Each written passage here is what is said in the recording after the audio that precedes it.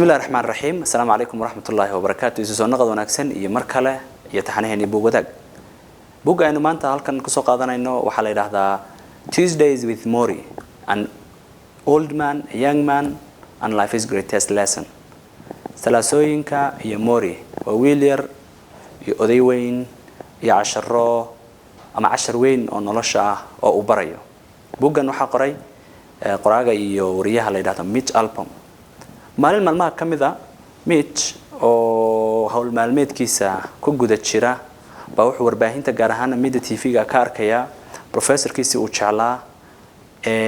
Mori oo laga wareysanayo barnaamij markaasi TV-ga ka baxay oo la yiraahdo Nightline. waa Mori oo markaan aan ahayn professor laakiin la ildaran oo u jiifa xanuun soo koobay maalmihii noloshiisa. dhowr iyo 10 sano ka hor baa ugu dambeysay markaasi Mitch inuu arko professorkiisa Mori oo markii uu ka qalin jabiyay markaasi kulliyadii uu macalinka ugu ahaa. Mitch wuxuu go'aansanayaa macalinkiisa xanuunka soo ritay ee la ildaran ee uu aadka u jeclaa isaguna aadka wax weeyaan ardayda kalaaska uga socnaan jiray oo uu jeclaa inuu u tago wax kasta oo gacanta ku hayana uu ka qaado. uu tagayaa gobolkii uu deganaa buu ku booqanayaa. buugana wuxuu ku qorayaa markaa 14 salaaso oo kamid ah salaasooyinka uu professorka la kulmay iyo casharadii uu ka soo bartay. Mori wuxuu ahaa professor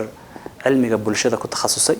xanuunkan ku dhacayna waxa markaa xanuun la yiraahdo ALS oo soo koobay markaasi ama soo koobay maalinta ka dambaysa curuqdiisa iyo neerfaha jirkiisa oo maalinta ka dambaysa markaasi dhaqdhaqaaqooda iyo shaqadooda runtii curyaaminay. Mitch marka uu la kulmay professorkiisa markaasi wuxuu ku magacaabaya buugan ama sheekooyinka isaga iyo professorkiisa dhexmaraya inuu yahay thesiskii u dambeeyay ee uu la qorayay professorkiisa. wuxuu ka baranaya markaa casharo aad iyo aad noloshiisa u anfacaya qof kasto akhriyana laga yaabo noloshiisa inay wax ka bedeli karto. professorku waa 27 jir maalmihii u dambeysay noloshiisa ku jira. Mitchna waa ninka da'da yar ee saxafiga ah ee ordaya. wuxuu weydiinaya markaa su'aalo kala duwan oo ku saabsan guud ahaan nolosha, dhimashada, qoomamada, qoyska, hantida iyo lacagta, farxadda iyo arrimo kale oo markaasi la halmaala. Mitch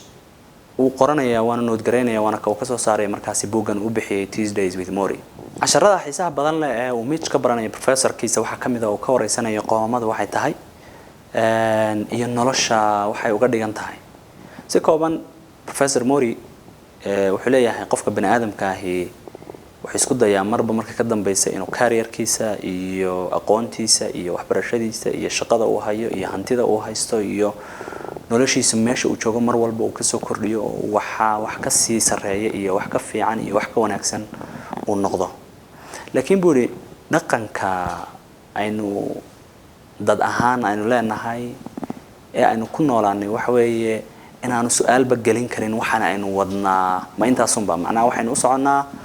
ma inaynu dadaalka aynu ku jirno uunba ma inaynu lacagta haysano ka badan helnaa ma in shaqada haysano mid ka sareysa helnaa then what maxaa inta kadib dhacay inaan la isweydiinin. wuxuu leeyahay taas markaa waxay keenaysaa inaan la garan karin ba ama hadii aan su'aashaas la isweydiinin aanu qofku garan karin ba hadhow marka uu gaboobo ama uu da noqdo ee uu kadibna uu soo eego noloshiisii inay macna lahayd iyo in kala marka qaar uu su'aal galin karo. inta aad da yar tahay buu leeyahay ama qofku uu da yar yahayna fursad ba dhaqanka iyo hab nololeedka in uu noolnahay uma siiyo qofka intuu dib u fariisto inuu yiraahdo waxaan wadaa wax saxda ah ma yahay ma intan oo kaliyaba halkay tahay inaan xoog saaro macnaha fursad qofku u dibiso qiimeyn ku sameeyaa ma jirto. laakiin qoomamadu inta badan waxay dhacdaa qofku markuu da gaaro ee wixii uu soo dhaafay aan waxba ka qaban karin. casharada kale ama salaasooyinka kale mawaadiicda kale ay ka wada hadleen professor Mori iyo ardaygiisa Mitch waxa kamid ah oo xisaab badan leh inay ka wada hadleen lacagta iyo hantidu waxay tahay. professor Mori wuxuu leeyahay hantidu ma bixiso ama ma siiso qofka bani aadamka ah satisfaction-ka iyo qanaacada u sareysa oo heli kara ama qanaaca guud oo qofkan wax weeyaan uu ku ekaan karo.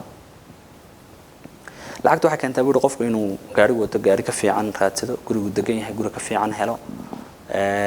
labiskiisa iyo noloshiisu halka shalay toogtay meel ka fiican ay noqoto waxa uu haysto iyo materialka inta badan uu haysto inuu qofku ku mashquulo materialka uu qofku haysto iyo agabka wax weeyaan ay lacagtu goysaan inta badan ma keenaan satisfaction iyo qanaaco wuxuu u arkayaa oo Mori uu leeyahay waxa keena qofku waxa uu haysto inuu wax ka bixiyo waxa maaha lacag kaliya laakiin waqtigaad haysatid aqoontaad leedahay talo qofaad siinaysid cidaad wax baraysid cidaad wax uga faa'iideynaysid qof waxa u baahnaa aad arkaysid oo noloshiisa wax ka tari lahaa oo aad wax siiso waxay doonaan baha ahaadaane inaad adigu wax bixisid ba qanaacada iyo satisfaction-ka laga helaa buu leeyahay mid waxa kale uu ka wareysanaya professorkiisa dhimashada maadaama hadda sariirtii geerida uu yaalo oo maalmaha noloshiisa ka haray loo tirinayaba professorka wuxuu kala sheekaysanaya balgeerida iyo waxay ka dhigan tahay wuxuu oranaya marka hal hays aad u caan oo leeyahay qofku hadii uu yaqaano sida uu u dhimanayo ama uu garanayo sida uu dhimanayo uu garan kara sida uu noolaanayo if you know how to die you know how to live macnaha hadii geerida iyo dhimashada qofku uu qeexi karo marka uu dhinto iyo sida uu u dhimanayo iyo aqbalkeeda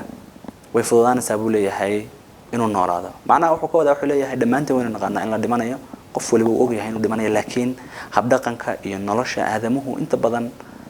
waxaad moodaa inaanay dhimanaynba taasaa keentay buu leeyahay markaasi hadhow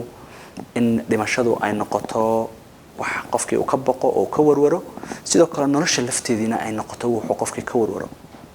laakiin si taa looga baaqsan karo buu leeyahay qofku hadii uu garanayo markuu dhimanayo iyo intaanu dhiman waxay tahay inuu sameeyo iyo marka uu dhinto waxa weeyaan wixii ka dambeeya way fududaanaysaa inuu fahmo marka ama uu noolaado nolol hagaagsan soo marka wuxuu leeyahay hadii inaan laga hadlo dhimashada ayaa keenta markaasi in la noolaado nolol hagaagsan professorku waxyaalaha kale ee xisaab badan ee uu ka hadlay waxa kamid ah ee uu ardaygiisa Mitch Albom uu kala sheekaysanay buugana ku qoran waxa kamid ah emotionska waxa la yiraahdo ama dareenada kuwa farxadeed kuwa qoomamo kuwa jacayl kuwa guul darro macnaha dareenada kala duwan ee qofka bini'aadamka intuu nool yahay la kulmo iyo siyaalaha waxa weeyaan uu qofkaasi ay tahay inuu dareenadaasi uu la tacaamulo ama uu la dhaqmo wuxuu leeyahay dareenku guud ahaan waa wax jira oo qofka bini'aadamka iyo noloshiisa wax ku hareeraysan noocay doonaan baa noqdaan kuwa murugo iyo kuwa farxadeed kuwa qalbi jab iyo kuwa reenreeneed waxay doonaan baa ahaadaan laakiin buu leeyahay qofku waa inuu barto sidee buu isaga goyn karaa ama uu detach gareyn karaa waaya aragnimo iyo dareen uu soo maray ama farxadeed ama murugo ama guul darro ama waxay doontaa ku saabsanaatay dareen uu soo maray qofku waa inuu barto inuu detach gareyn karo oo uu iska goyn karo taa macnaheedu waxay keenaysaa buu leeyahay markaasi in waaya aragnimo iyo khibrad iyo waaya aad soo martay aanay dabar ku noqonin nolosha markaasi aad nooshahay